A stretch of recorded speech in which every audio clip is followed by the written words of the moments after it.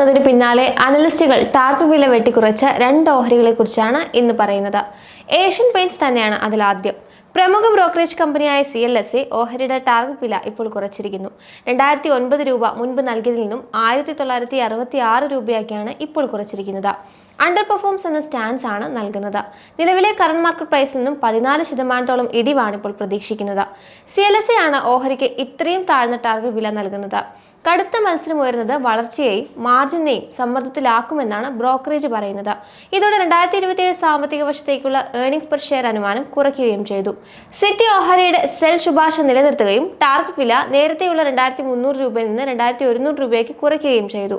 Demand ദുർബലത, വർദ്ധിച്ചുവരുന്ന മത്സരം, M&M പ്രവർത്തനം എന്നിവ ഏഷ്യൻ പെയിന്റ്സിന്റെ വരുമാനം കൂടുതൽ കുറയ്ക്കുന്നതിന് റേറ്റിംഗ് കുറയുന്നതിനു കാരണമാകുമെന്ന് ബ്രോക്കറേജ് പറയുന്നു.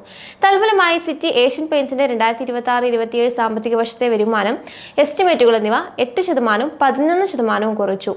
മാർച്ച് പാദത്തിൽ ഏഷ്യൻ പെയിന്റ്സിന്റെ 1.8% വോളിയം വളർച്ച പ്രതീക്ഷിച്ചതിലും കുറവായിരുന്നു. മറ്റ് പാരാമീറ്ററുകളും പ്രതീക്ഷകൾക്ക് താഴെയായിരുന്നു. ഏഷ്യൻ പെയിന്റ്സിന്റെ കവറേജുള്ള 38 അനലിസ്റ്റുകളിൽ 21 പേരും സ്റ്റോക്കിന് സെൽ എന്ന ശുപാർശ നൽകുന്നു. അതേസമയം 11 അനലിസ്റ്റുകൾ ഹോൾഡ് എന്ന റേറ്റിംഗ് നൽകുന്നുണ്ട്. 6 അനലിസ്റ്റുകൾ മാത്രമേ സ്റ്റോക്കിന് ബൈ എന്ന ശുപാർശ നൽകുന്നുള്ളൂ. Auto to defence equipment manufacturer ആയിട്ടുള്ള ഭാരത് ഫോർജ് ലിമിറ്റഡ് ജനുവരി-മാർച്ച് പാദത്തിൽ അത്ര തന്നെ മികച്ച പ്രകടനം കാഴ്ചവെച്ചിട്ടില്ല. ഇതേ തുടർന്ന് അനലിസ്റ്റുകളിൽ പലരും അവരുടെ ടാർഗറ്റ് വില കുറച്ചു. അതിനാൽ നിലവിലെ വിലയിൽ നിന്ന് ഏകദേശം 18% കുറവുണ്ടാകാൻ സാധ്യതയുണ്ട് എന്ന് സൂചിപ്പിക്കുന്നു.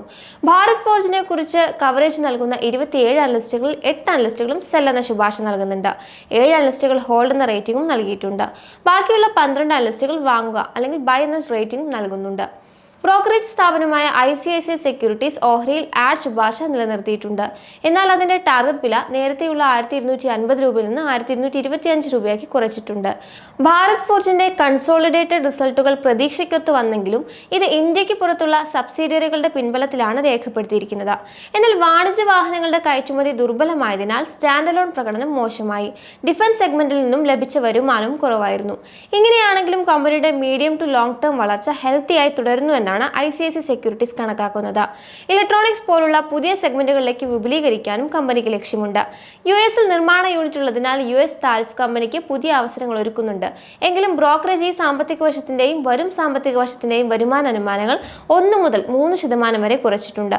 നുവാമ ഇൻസ്റ്റിറ്റ്യൂഷണൽ ഓഹരിക്ക് ഹോൾഡ് എന്ന ശുപാർശയാണ് നൽകുന്നത്. ടാർഗറ്റ് വില 1250 രൂപയിൽ നിന്നും 1230 രൂപയ്ക്ക് കുറയ്ക്കുകയും ചെയ്തു. കമ്പനിയുടെ പ്രധാന സെഗ്മെന്റുകളായ CV, global construction equipment, tractors പോലുള്ളവ ദുർബലമായി തന്നെ തുടരുമെന്നാണ് നുവാമയിലെ അനലിസ്റ്റുകൾ കരുതുന്നത്. എബിറ്റ അടുത്ത 2 വർഷത്തിനുള്ളിൽ 7% CAGR വളർച്ച മാത്രമേ കൈവരിക്കുകയുള്ളൂ എന്നും ഇവർ കണക്കാക്കുന്നു. അതിനാൽ തന്നെ ഏർണിംഗ്സ് പെർ ഷെയർ അനുമാനവും 2% കുറച്ചിട്ടുണ്ട്. JM ഫിനാൻഷ്യൽ ഓഹരിക്ക് ബൈ എന്ന ശുപാർശയാണ് നൽകുന്നത്. ടാർഗറ്റ് വില മുൻപ് നൽകിയ 1350 രൂപയിൽ നിന്നും 1250 രൂപയാക്കി കുറയ്ക്കുകയും ചെയ്തു. പ്രതിരോധ മേഖലയിൽ കമ്പനിയുടെ ഓർഡർ ബുക്ക് ശക്തമായി തുടരുന്നു.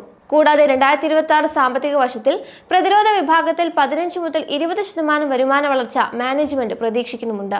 എയ്റോസ്പേസ് മേഖലയും ഹെൽത്തിയായി തുടരുന്നുവെന്നും ബ്രോക്കറേജ് വ്യക്തമാക്കുന്നു.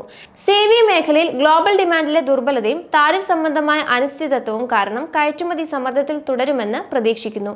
മറുവശത്ത് ആഗോള ബ്രോക്കിംഗ് സ്ഥാപനമായ CLSA ടാർഗറ്റ് വില 984 രൂപയിൽ നിന്ന് 990 രൂപയാക്കി ഉയർത്തിയിട്ടുമുണ്ട്. അണ്ടർ പെർഫോമൻസ് എന്ന സ്റ്റാൻസ് ആണ് ഓഹരിക്ക് നൽകിയിട്ടുള്ളത്. എന്നാൽ വാല്യുവേഷൻ പരിഗണിച്ചാണ് ഇപ്പോൾ ടാർഗറ്റ് വിലയിൽ നേരിയ വർധനവ് വരുത്തിയിരിക്കുന്നത്. എങ്കിലും കമ്പനിയുടെ പ്രതിരോധ വിൽപ്പന വർദ്ധിച്ചിട്ടുണ്ടെന്നും വരും വർഷങ്ങളിൽ ഈ വിഭാഗം കൂടുതൽ വളർച്ച കൈവരിക്കുമെന്നും ഭാരത് ഫോർജ് ചെയർമാനും മാനേജിംഗ് ഡയറക്ടറുമായ ബാബ കല്യാണി പറഞ്ഞു. അഡ്വാൻസ്ഡ് ടോവർഡ് ആർട്ടിലറി ഗൺ സിസ്റ്റംസ് ഓർഡർ നടപ്പിലാക്കുന്നത് അടുത്ത ഏതാനും മാസങ്ങൾക്കുള്ളിൽ ആരംഭിക്കാനിരിക്കെ 2026 സാമ്പത്തിക വർഷത്തിൽ വളർച്ച 15 മുതൽ 20% ആയിരിക്കുമെന്ന് അദ്ദേഹം പ്രതീക്ഷിക്കുന്നു. ഭാരത് ഫോർജിന് നിലവിൽ 9500 കോടി രൂപയിൽ കൂടുതലുള്ള പ്രതിരോധ ഓർഡർ ബുക്കാണുള്ളത്. ഇത് അടുത്ത 3 മുതൽ 4 വർഷത്തിനുള്ളിൽ നടപ്പിലാക്കുമെന്നാണ് പ്രതീക്ഷിക്കുന്നത്.